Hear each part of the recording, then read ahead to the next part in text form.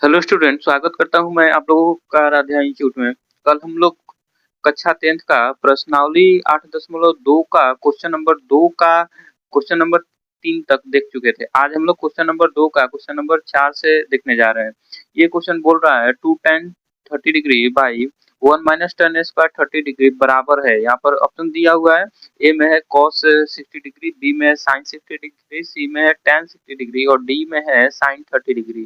तो इसमें से कौन सा होगा? तो चलिए इसको हम लोग सॉल्व करते हैं। ठीक है, तो सॉल्व करने के लिए इसको पहले यहाँ पर लिख लिए 2 tan 30 डिग्री बाई है तो by 1 minus tan square 30 degree, 1 minus tan square 30 degree. ठीक है, अब यहाँ पर 2 है तो यहाँ 2, यहाँ कुछ भी साइन नहीं है तो मल्टीप्लाई का साइन है और tan 30 डिग्री का यहाँ पर वैल्यू पुट करेंगे। ठीक है, तो tan 30 डिग्री का वैल्यू होता है 1 बाई अंडर रूट 3। देखते भी चलिए, दिखा रहा हूँ। tan में 30 डिग्री का वैल्यू होता है 1 बाई अंडर रूट 3 और इसके बाद बाई है तो यहाँ पर बाई डालेंगे और 1 है तो 1 माइनस है तो माइनस और tan स्क्वायर 30 डिग्री तो यहाँ पर tan 30 डिग्री का यहाँ पर वैल्यू पुट कर देंगे और उसके बाद उस पर स्क्वायर डाल देंगे क्योंकि यहाँ पर स्क्वायर है। तो tan 30 डिग्री का भी हम लोग ऊपर में वैल्यू पुट किए हैं 1 बाई अंडर रूट 3। तो यहाँ पर स्क्वायर है तो इसका भी हम स्क्वायर डाल देंगे। अब इसी को हम लोग सॉल्व कर लेंगे और ऑप्शन हम लोगों का मिल जाएगा। तो आइए सॉल्व करते हैं। 2 मल्टीप्लाई 1 तो ऊपर में 2 हो जाएगा। ये ऊपर वाला से ही इसलिए मल्टीप्लाई हो रहा है अंश से क्योंकि इसके भी हर में एक छुपा हुआ है। ठीक है, ये नीरव जी हमेशा छुपे रहते हैं, इनको छोड़ना नहीं है, ये हमेशा याद रखना है। तो 2 1 से मल्टीप्लाई करेंगे तो 2 होगा और ये 1 अंडर रूट 3 से मल्टीप्लाई करेंगे तो ये अंडर रूट 3 होगा। ये बीच वाला बाई यहाँ पर देंगे और ये 1 माइनस ये स्क्वायर दोनों का है, 1 का भी है और नीचे जो हर में अंडर रूट 3 है इसका भी स्क्वायर है। तो 1 का स्क्वायर 1 बाई अंडर रूट 3 का स्क्वायर 3 हो जाएगा क्योंकि मैं कल बतलाया था कि अंडर रूट 3 का स्क्वायर 3 कैसे होता है। देख लीजिए आज भी जो लोग नए होंगे। तो अंडर रूट 3 का अगर हम लोग स्क्वायर करेंगे तो ये 2 बार मल्टीप्लाई हो जाएगा। स्क्वायर का मतलब होता है यहाँ पावर 2 है तो इसका मतलब होता है कि ये 2 बार multiply under root 3 multiply under root 3 या दोनों अंडर रूट में ही है तो इसको हम लिख सकते हैं अंडर रूट 3 मल्टीप्लाई 3। जो भी रूट के अंदर रहता है और ये 2 को रहता है तो एक हमें बाहर निकल के मिलता है। तो ये 3 एक बाहर निकल के मिल गया रूट के बाहर, तो यही अंडर रूट 3 का स्क्वायर करने पर 3 मिलता है। तो यहाँ पर अंडर रूट 3 का स्क्वायर मैं 3 लिखा हूँ। अब ऊपर वाला तो सेम मतलब एक ही फ्रैक्शन में है ही, नीचे वाला को बट्टा वाला घटाव कर लेते हैं। ठीक है, तो ये 2 बाई अंडर रूट 3 है, 2 बाई अंडर रूट 3 और ये बीच वाला बाई और ये यहाँ भी कुछ नहीं है तो 1 छुपा हुआ है तो ये 1 और 3 का एलसीएम 3 होगा और नीचे वाला सॉरी एलसीएम यहाँ नहीं लिखा जाता है, यहाँ एलसीएम लिखा जाता है। और ये 1 से अगर 3 में हम 1 से अगर हम 3 में डिवाइड करेंगे तो ये 3 टाइम्स में कटेगा और ऊपर वाला से मल्टीप्लाई करते हैं तो 3 से 1 में अगर मल्टीप्लाई करते हैं तो 3 होगा। तो यहाँ पर पहले से मैं लिख दिया हूँ 3। उसके बाद यहाँ माइनस है तो माइनस डालेंगे और इस 3 से अब इसमें डिवाइड करेंगे तो ये 1 टाइम्स में कटेगा और 1 से ऊपर इसमें मल्टीप्लाई अगर करते हैं तो ये 1 होगा। ठीक है, अब यही कर लेते हैं इसको। अब ये 2 बाई अंडर रूट 3 है और ये बीच वाला बाई है, ये 3 में से 1 अगर घटाएंगे हम लोग तो 2 आएगा बाई और नीचे वाला ये 3। ठीक है, अब इसको ये 2 बाई अंडर रूट 3 जो है इसको ऐसा ही छोड़ देंगे और ये जो नीचे वाला है ना ये यहाँ पर बदल जाएगा। मल्टीप्लाई में अगर ये यहाँ पर जाता है तो ये नीचे वाला ऊपर चला जाता है और ऊपर वाला नीचे आ जाता है। ठीक है, ये नीचे है ना 3 तो ये ऊपर हो जाएगा और ये 2 इसके ऊपर है तो ये नीचे आ जाएगा। अब यहाँ पर कटाएंगे तो ये 2 से 2 कैंसिल हो गया और यहाँ पर ये 3 सॉरी अंडर रूट 3 से 3 अगर कटेगा तो अंडर रूट 3 आएगा। ये मैं कल बतलाया हुआ था, जो लोग भी नए हैं जा करके मेरा पीछे वाला सारा वीडियो देख जाइए, आप लोगों का कंसेप्ट सारा कंसेप्ट क्लियर हो जाएगा कि ये अंडर रूट 3 से 3 कैसे कट रहा है। ठीक है, तो यहाँ पर हम कुछ भी नहीं बचा है तो 1 बचा है, यहाँ भी कुछ नहीं बचा है तो 1, यहाँ भी कुछ नहीं बचा है तो 1 बचा है। ये अंडर रूट 3 से 1 में अगर मल्टीप्लाई होता है तो ये अंडर रूट 3 हो जाएगा। ये 1 से 1 में होकर के बाई में 1 हो जाएगा। तो बाई में 1 हम लोग लिखें या ना लिखें बात वही है। तो इसका अंडर रूट 3 आ गया। अब इसमें से किसका वैल्यू अंडर रूट 3 होता है तो साइन 60 का नहीं होता है, ठीक है। इसका अंडर रूट 3/2 होता है, सॉरी इसका 1/2 होता है। और ये cos 60 का भी नहीं होता है, इसका अंडर रूट 3/2 होता है। tan 60 का हाँ इसी का होता है। तो ये tan 60 under root 3 equal to tan 60 हम लिख सकते हैं, ठीक है। tan 60 डिग्री लिख सकते हैं। तो ये tan 60 हमारा आंसर हो गया। अब आते हैं हम लोग नेक्स्ट क्वेश्चन पर, ठीक है। नेक्स्ट क्वेश्चन हम लोगों का 3 नंबर रहने वाला है और ये बोल रहा है कि यदि tan a plus B equal to under root 3 और tan a minus B equal to 1/√3 है और जो जीरो है ना, 0 डिग्री 0 डिग्री से ए प्लस बी बड़ा है, ठीक है। 0 डिग्री से ए प्लस बी बड़ा है लेकिन 90 से छोटा या 90 के इक्वल है। तो ये समझाने का कोशिश किया है।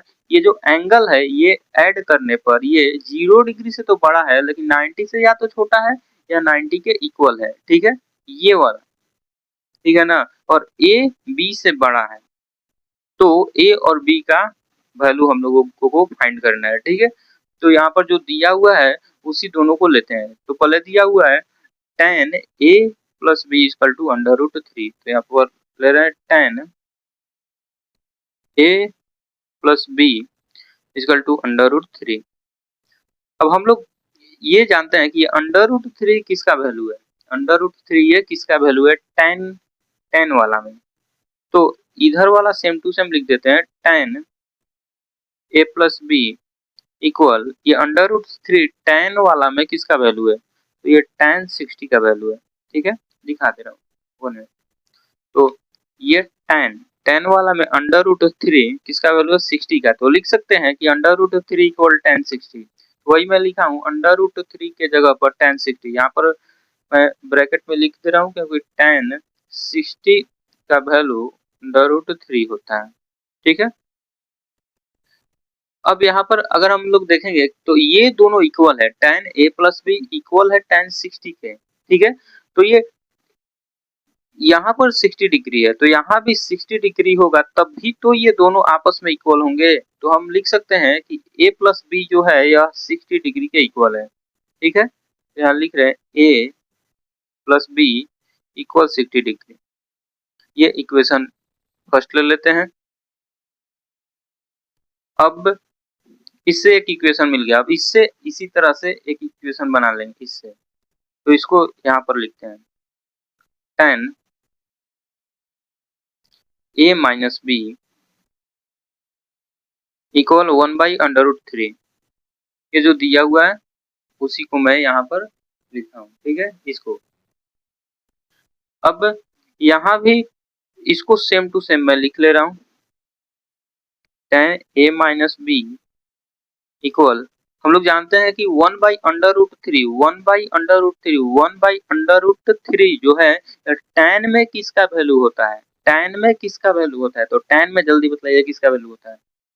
देखिए tan में 30 का, किसका 30 का वैल्यू होता है 1/√3 tan में। तो यहाँ पर tan 30 हम लिख सकते हैं, tan 30 डिग्री, क्योंकि इसी का वैल्यू ये होता है, ठीक है। यहाँ पर ब्रैकेट में लिख दीजिए tan 30 डिग्री इक्वल 1/√3। तो यहाँ tan है यहाँ भी tan है तो यहाँ 30 डिग्री होगा तभी तो यहाँ 30 डिग्री रहने पर ये दोनों आपस में इक्वल है, ठीक है। यहाँ क्या होगा 30 डिग्री, क्योंकि यहाँ 30 डिग्री है और ये आपस में इक्वल है तो यहाँ भी 30 होगा। तो लिख सकते हैं कि जो a माइनस बी है यह 30 डिग्री के इक्वल है, ठीक है। हाँ, कोई कोई ऐसे कर देते हैं कि ये tan से ये tan कटा देते हैं, ये tan से ये tan कटा देते हैं, लेकिन ये यहाँ पर मल्टीप्लाई में नहीं है, ये एंगल है इसलिए ये कटेगा नहीं। ये तब यहाँ पर कैंसिल होता है जब ये मल्टीप्लाई में रहता है। तो ये एंगल कभी भी कोई भी ट्रिग्नोमेट्रिक रेशियो के मल्टीप्लाई में नहीं होता है, ठीक है। तो ये हो जाएगा सेकंड नंबर इक्वेशन। हमें एक इक्वेशन यहाँ पर मिला है और एक इक्वेशन यहाँ पर मिला है, ठीक है। अब इस दोनों इक्वेशन को अगर हम ऐड करते हैं, इक्वेशन समीकरण 1 प्लस समीकरण 2, अगर इसको हम प्लस करते हैं तो ऊपर वाला सेम टू सेम लिख रहे हैं, a plus B equal 60 degree, और नीचे इसको लिख रहे हैं a minus B equal 30 degree. हम लोग पहले से सीखे हैं कि किसी भी नंबर को प्लस में करने के लिए ऐसे लिखते हैं 2 और नीचे 3, अगर 3 करना होता है तो इसको उसी तरह से आप मान लीजिए, ठीक है। अब यहाँ पर ये उल्टा साइन है, b प्लस में और b माइनस में, तो ये दोनों कट जाएगा। अब ये कैसे कटेगा, तो मान लीजिए कि अगर 2 है और माइनस 2 है उसके बाद, तो 2 माइनस 2, तो 2 में से 2 घटाने पर 0 आ जाता है, मतलब कि दोनों कैंसिल हो जाता है, तो ये दोनों कट गया, ठीक है। ये प्लस में ये माइनस में सेम है तो गया। अब यहाँ पर a और यहाँ a 2a हो जाएगा, 2 गो a, ठीक है, 2a इक्वल ये 60 डिग्री और ये 30 डिग्री, ये दोनों ऐड होगा तो ये 90 हो जाएगा। अब ये दो जो a के साथ मल्टीप्लाई में है तो उधर ले जाएंगे तो ये डिवाइड में आ जाएगा, तो ये a इक्वल 90 डिवाइड ये 2, ठीक है। इसको अगर कटाएंगे तो ये 45 टाइम्स में कटेगा, तो ये a इक्वल 45 डिग्री हो गया। यहाँ आ जाता है a इक्वल 45 डिग्री। अब इस दोनों में से किसी इक्वेशन में हम लोग a का वैल्यू पुट कर देते हैं, ठीक है। तो इसी में पुट कर देते हैं इक्वेशन फर्स्ट में, तो लिखेंगे समीकरण 1 में a का मान रखने पर, a का मान रखने पर क्या होगा, तो समीकरण a लेते हैं, a plus B equal to 60 है, यही है इक्वेशन फर्स्ट। a का वैल्यू 45 डिग्री है, तो a की जगह पर हम यहाँ पर 45 डिग्री वैल्यू पुट किए और सेम टू सेम सारा ऐसे ही ऊपर से कॉपी कर दिए। यहाँ पर प्लस बी है तो हम भी यहाँ प्लस बी लिख दिए, 60 डिग्री है तो 60 डिग्री लिख दिए।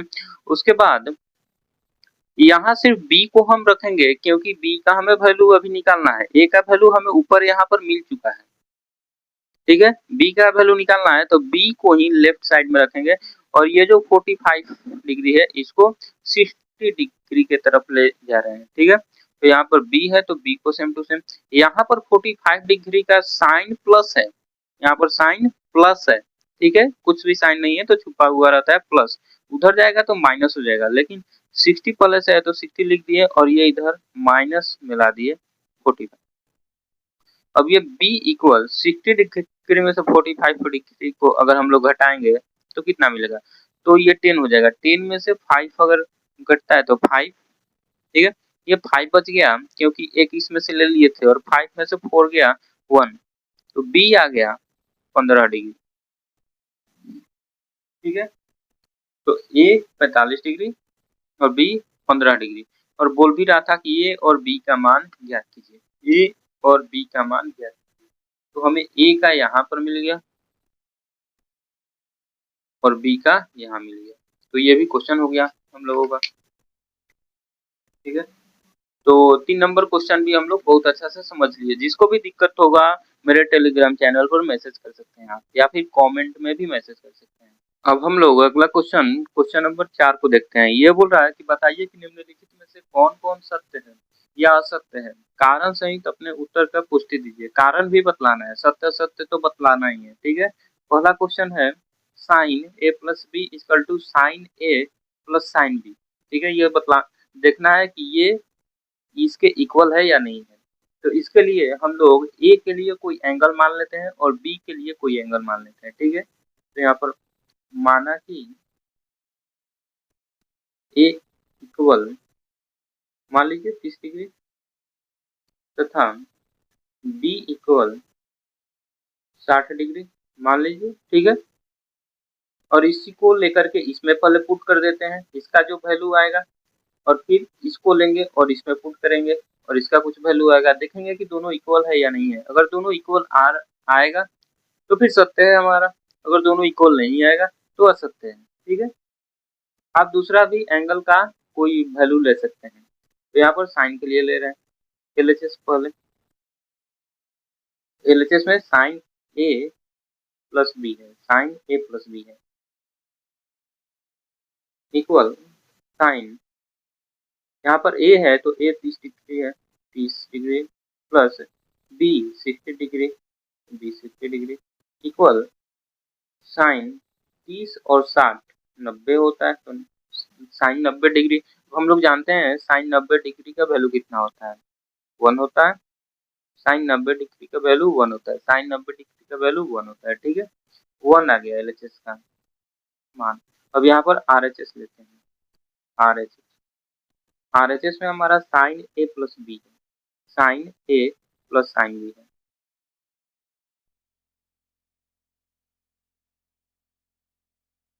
इक्वल डालते हैं, साइन लिखते हैं और ए के लिए कितना लिए हैं, तो ए के लिए 30 डिग्री लिए हैं, तो यहाँ पर ए के लिए 30 डिग्री रख दिए। साइन बी, तो साइन लिखते हैं, साइन लिख दिए, और बी के लिए हम 60 डिग्री लिए हैं, तो 60 डिग्री इक्वल साइन 30 डिग्री का वैल्यू कितना होता है, साइन 30 डिग्री का वैल्यू कितना होता है बताइए जल्दी से, मैं बहुत बार बतला चुका हूँ। साइन 30 डिग्री का वैल्यू कितना होता है, जल्दी से, साइन 30 डिग्री का वैल्यू कितना होता है, कितना, 1/2, और प्लस साइन 60 का कितना होता है, साइन 60 का कितना होता है जल्दी से बताइए। अब भी बोलने पर, पढ़ाई के साथ साथ बोलने पर याद होगा, ऐसा कि कभी भी भूलेंगे नहीं। √3/2 इसको ऐड करना है, तो इसको अगर ऐड करते हैं तो नीचे वाला का एलसीएम लेते हैं, नीचे वाला का एलसीएम 2 2 2 है तो 2 एलसीएम, यहाँ पर सेम सेम तो एलसीएम सेम ही आता है, सेम सेम तो एलसीएम सेम ही आता है, सेम सेम का एलसीएम सेम, 2 2 का एलसीएम 2, 3 3 रहता है तो 3 3 का एलसीएम 3, 4 4 रहता है तो 4 4 का एलसीएम 4। ठीक है, तो 2 2 कैल्शियम 2 हम लोग ले लिए। अब नीचे वाला से डिवाइड करते हैं, जानते हैं हम लोग, तो 2 से 2 में अगर डिवाइड करेंगे तो ये 1 टाइम्स में कटेगा, और ऊपर वाला से मल्टीप्लाई करेंगे तो 1 से 1 में अगर मल्टीप्लाई किए तो ये 1 आएगा। यहाँ पर प्लस डालेंगे, इस 2 से इस 2 में डिवाइड करेंगे, 1 टाइम्स में फिर से कटेगा, और जितना बार में कटा उसी से ऊपर वाला में मल्टीप्लाई करते हैं तो ये √3 आएगा। ठीक है, ये मैं थोड़ा सा विस्तार में भी पिछले वाला वीडियो में बतला चुका हूँ। अगर आप लोगों को ये अगर बहुत अच्छा से समझ में नहीं आ रहा हो तो आप लोग जाकर के मेरा पीछे वाला सारा वीडियो देख लीजिए, उससे सारा कंसेप्ट क्लियर हो जाएगा। अब ये आ गया 1 प्लस √3, तो ये रेशनल नंबर है, सॉरी ये रेशनल नंबर और ये इरेशनल नंबर है। रेशनल नंबर इरेशनल नंबर के साथ कभी भी ऐड नहीं होता है, तो ये इतना ही रह जाएगा। और ये 1 आया है, तो यहाँ पर देख लिए कि दोनों आपस में इक्वल नहीं आ रहा है, और ये बोल रहा है कि इक्वल है, तो ये गलत बोल रहा है। ठीक है, ये हम लोगों को बेवकूफ बना रहा है, तो यहाँ पर लिख देंगे कि असत्य, और कारण यहाँ पर हम लोग दे ही दिए, तो लिख दिए देयरफॉर का साइन दे देंगे, मतलब इसलिए यह असत्य है। अब हम लोग अगला क्वेश्चन उसी का 2 नंबर देखने जा रहे हैं। बोल रहा है ये कि थीटा में वृद्धि होने के साथ साइन थीटा के मान में भी वृद्धि होता है। तो मैं पहले से साइन वाला सारा वैल्यू लिखवा चुका हूँ, साइन 0 डिग्री का, 30 डिग्री का, 45 का, 60 का और 90 का। तो उसमें हम लोग देखते हैं कि साइन 0 का वैल्यू 0 होता है, और जैसे जैसे बढ़ते हैं वैल्यू बढ़ते हुए चला जाता है, और साइन 90 1 हो जाता है। ठीक है, तो ये तो सही बोल रहा है। ठीक है, क्योंकि इसका कारण भी बोल रहा है देने के लिए, तो यहाँ पर हम लोग लिख देंगे कारण कि यदि थीटा का 0 30 डिग्री, 45 डिग्री, 60 डिग्री तथा 90 डिग्री हो तो क्या होगा। तो यहाँ पर बार बार साइन थीटा बोल रहा है, तो यहाँ साइन लेकर के दिखा देंगे। साइन अगर 0 डिग्री लेंगे तो साइन 0 का वैल्यू 0 होता है। उसके बाद साइन 30 डिग्री अगर लेते हैं तो साइन 30 का वैल्यू हम लोग जानते हैं, साइन 30 का 1/2 होता है, जो कि 0 से बड़ा है। 1/2 का मतलब होता है 0.5। ठीक है, तो ये तो 0 से बड़ा है, अभी बढ़ रहा है अभी।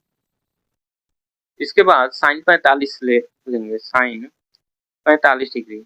साइन 45 का भी हम लोग वैल्यू जानते हैं 1/√2। और इसका भी अगर हम पूरा डिवाइड करते हैं 1 में √2 से, तो इसका भी वैल्यू लगभग आ जाएगा 0.7 के करीब, 0.7 के करीब। और भी आता है 707 आगे आता है, तो 0.7। तो 0.5 से तो 0.7 बड़ा है। ठीक है, और साइन 60 लेते हैं, साइन 60। तो साइन 60 का वैल्यू होता है √3/2। अगर √3 में हम 2 से डिवाइड करते हैं, तो यहाँ हम लोगों को वैल्यू लगभग 0.8 मिल जाता है, 0.8 समथिंग। और भी आता है 6 करके। और इसके बाद अगर साइन 90 का देखते हैं, तो साइन 90 का भी हम लोग जानते हैं कि इसका 1 होता है। तो यहाँ देख रहे हैं कि साइन 0 का 0, 0 से जैसे ही हम 30 डिग्री का वैल्यू लिए तो ये भी बढ़ गया, 0 से ये बड़ा है 0.5। और इसी तरह से यहाँ भी बढ़ गया, 0.5 से 0.7 बड़ा है, और 0.7 से 0.8 बड़ा है, और 0.8 से 1 बड़ा है। तो यहाँ पर वैल्यू इंक्रीज करते जा रहा है। जैसे जैसे हम लोग थीटा का वैल्यू बढ़ा रहे हैं, वैसे वैसे इसका वैल्यू भी इंक्रीज करते जा रहा है। तो ये कथन सत्य है। ठीक है, क्योंकि बोल रहा है कि थीटा में वृद्धि होने के साथ साथ साइन थीटा के मान में भी वृद्धि होता है। तो हम लोग देख लिए कि यहाँ पर वृद्धि होता है, तो लिख देंगे कि इसलिए यह सत्य कथन है, यह सत्य कथन है। अब हम लोग क्वेश्चन नंबर 3 की तरफ चलते हैं, और ये बोल रहा है कि थीटा में वृद्धि होने के साथ कॉस थीटा के मान में भी वृद्धि होता है। ठीक है, तो थीटा में वृद्धि होने के साथ है कॉस थीटा के मान में भी वृद्धि होता है। हम लोग यहाँ पर वैल्यू देख चुके हैं कि अगर 0, 30, 45, 60, 90, अगर ये थीटा के मान में ऐसे वृद्धि हो रहा है, यहाँ पर थीटा मीन्स कोण, थीटा मीन्स कोण के मान में अगर वृद्धि हो रहा है, तो इसमें वृद्धि हो रहा है।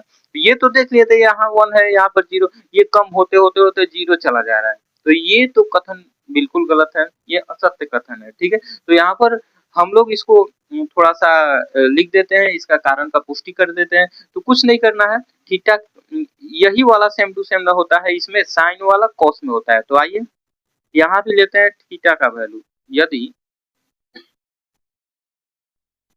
थीटा इक्वल क्या क्या लेंगे, तो 0 डिग्री लेंगे, 30 डिग्री लेंगे, 45 लेंगे, 60 डिग्री और 90 डिग्री, और बारी बारी से वैल्यू पुट करके बतलाएंगे हम लोग। ठीक है, तो यहाँ पर है कॉस 0 डिग्री, तो कॉस 0 डिग्री का वैल्यू हम लोग जानते हैं 1 होता है।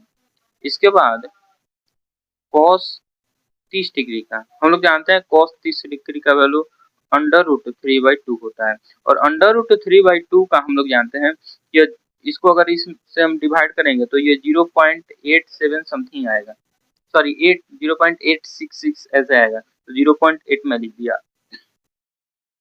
और कॉस यहाँ पर 30 तक रख दिए हैं, और 30 के बाद 45 डिग्री का अगर वैल्यू पुट करते हैं, तो cos 45 डिग्री का वैल्यू हम लोग जानते हैं 1/√2 होता है।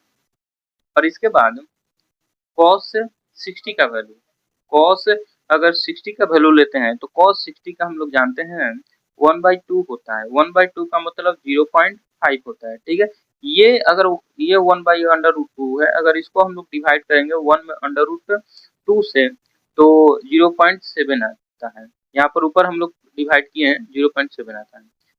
और इसके बाद 60 के बाद cos 90 का अगर वैल्यू देखते हैं, तो ये cos 90 का वैल्यू 0 आता है। ठीक है, तो यहाँ पर हम लोग देख रहे हैं कि ये cos का थीटा मीन्स एंगल, एंगल 0 ले रहे हैं, 30 ले रहे हैं, 45, एंगल तो बढ़ रहा है, 0 के बाद 30, 30 के बाद 45, 45 के बाद 60, 60 के बाद 90, एंगल तो बढ़ रहा है। लेकिन जो हमारा वैल्यू मिल रहा है ना, यहाँ पर 1 है, एक, लेकिन यहाँ पर घट करके 1 से घट करके 0.8 आ गया, यहाँ पर 0.2 की कमी हो गई, और 0.8 से घट करके 0.7 आ गया, यहाँ भी कमी हुई है।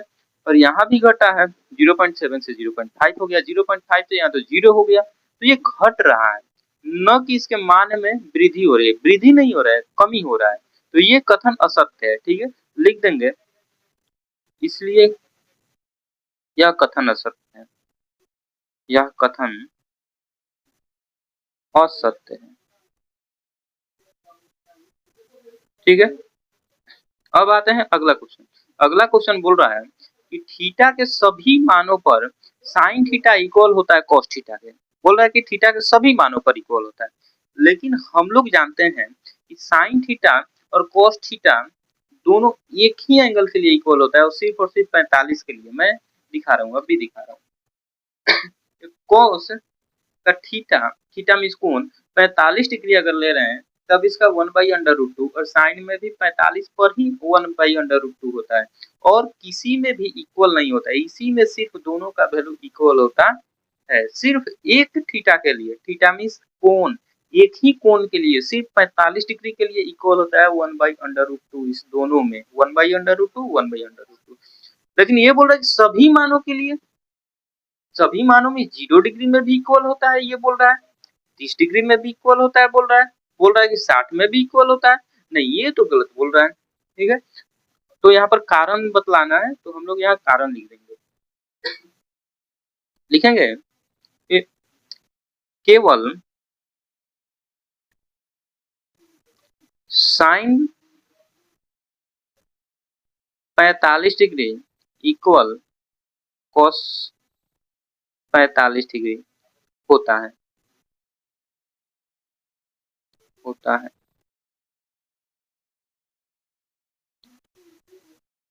अर्थात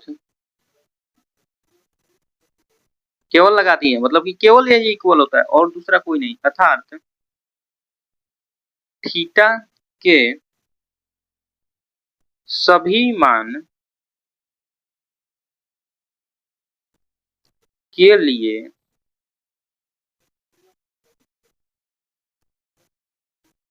बराबर न होकर केवल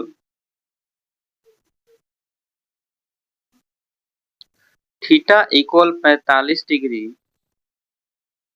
के लिए ही बराबर होता है।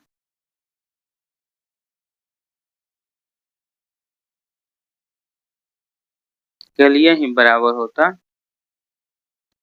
है, इसलिए यह कथन असत्य है, इसलिए यह कथन असत्य है।